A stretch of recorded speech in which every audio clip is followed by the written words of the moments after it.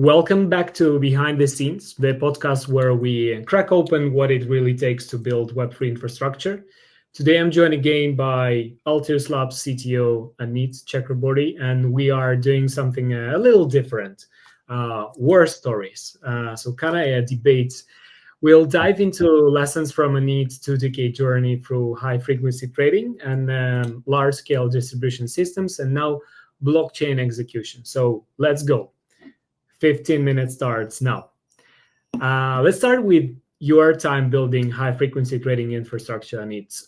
What were some of the hardest scaling or latency problem you had to solve, and how do they show up again in modular blockchain execution? Yeah, and hi, by the way, everyone. I'm Anit. Thanks for introing and doing this, Ivan. Yeah, I just, you know, a lot of the problems end up being the same thing. You have issues with, latency, right? So latency was very, very, very, very, very beyond very important high frequency trading. In the Web 2 world, it's also very important, right? If you have too much latency between your data centers, that could also impact how fast your user experience is or whatever your backend processes are. So latency is kind of an inherently built-in part of blockchain, right? You have decentralization, which leads to many nodes around the globe participating in consensus. These are issues that we have to worry about. So some at high frequency trading, it was slightly different. You had this concept of the speed of light was a big concern of ours because we would constantly have to approach how do we get a faster link between point A to point B. So yeah, I mean these are like if you're designing like a chain from kind of the scratch up, the base up, you might have to look into potentially making some of these decisions if you want to invest in certain faster high speed links. We have some folks over at 00 who are approaching this problem, which is fantastic. But yeah, I mean basically latency kills you, and in high frequency trading, latency causes all kinds of issues, and you lose money at the end of the day. But even like at a lower scale, right, where if you look at a tinier scale, if you want to look at just a single node and how execution matters, if your execution for a block just slowly goes bigger and bigger and bigger because, for example, you're not paying attention to how big your state load is going, right, and then all of a sudden one day your users or someone figures out that, oh, this is something is wrong, then you've kind of lost the game. And I think one of the main lessons that I learned, and I think we're learning now in Web3, is that you need to be able to monitor and measure anything and everything that you can, and to the point where, because you don't know when you'll need it, right? And when we're in high frequency trading, when the company I work for was much smaller, we just, it's engineering hours, right, to figure out and put in tracing and monitoring to measure all these things. Early on, we would not know that something went wrong until a human figured out that something was wrong, something was slow, and by then you've already lost money. And I think similarly in the blockchain, it's the same issue. So I think monitoring is a very, very, very important thing that we need to, down to the microsecond, nanosecond even. And then you have alarms in place that will tell you that, hey, something is slowing down and you need to do something about it. A lot of times it's too late at that point, right? Yeah, I think that's one of the main lessons we learned is, you can't control the whole system, especially in a decentralized blockchain, but at least you can make sure that the parts you can control, you have a good grasp on, and that things are going smoothly or not smoothly. I see. Yeah, so then in this case, I think probably perfectionism is not the best elements to care about. The ghost of distributed systems parts are still haunting us, just on chain this time. Yeah. Moving forward, heard one of the myth, like we try to debunk the myth. So I've heard stories about the debugging distributed systems where you basically need to be like a physic.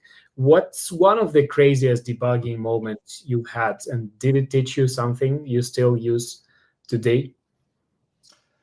Yeah, actually, this was the craziest debugging story I have. I unfortunately was not the genius that solved it. A friend of mine was, but I'm gonna say it anyways because it was just amazing. But Mm. basically, like we noticed that one of our systems, just one of our systems, was not placing orders correctly, and we just couldn't figure out why. And someone, uh, finally traced it down to some sort of network latency issue.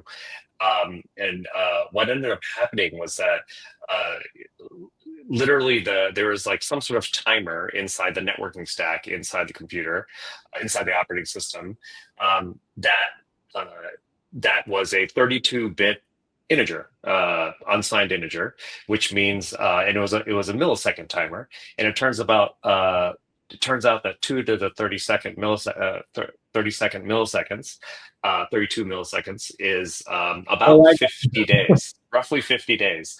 And so what happened is that, that timer, the code that timer relied on, sorry, the code that relied on that timer, it was basically, it always assumed that the number would be increasing. So if there was some sort of issue at the millisecond level on this network connection, it could set its, how it reacted properly.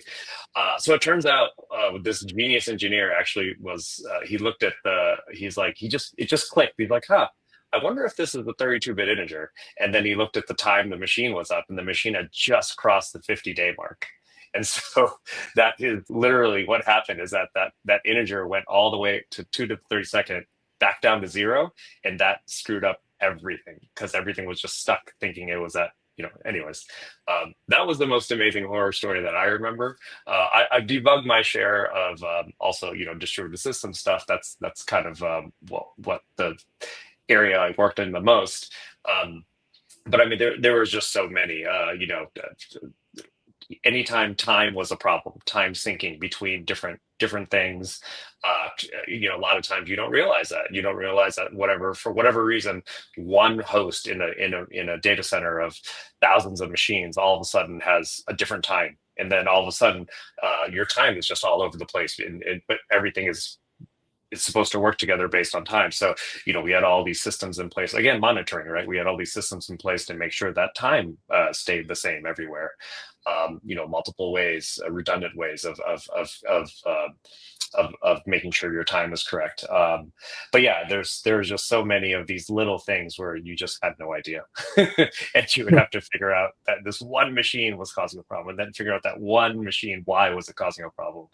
A lot of horror stories there, but that 2 to the 32nd counter was by far the craziest one.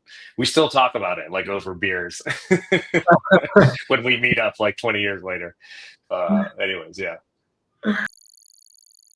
So, but now the last point I had for today was maybe across your whole career, and I know that's harsh, but maybe something comes to your mind. What's been the single hardest engineering challenge you face, or your colleagues, your team, what could be whatever? And does anything in Web3 today even comes close, or could be amplified? Yeah, I'm going to sound a little bit like a broken record, but I think it does come down to the monitoring. A lot of times, not monitoring, but a slightly better understanding that you may rely on something to work in a certain way, but it doesn't, and you don't know that.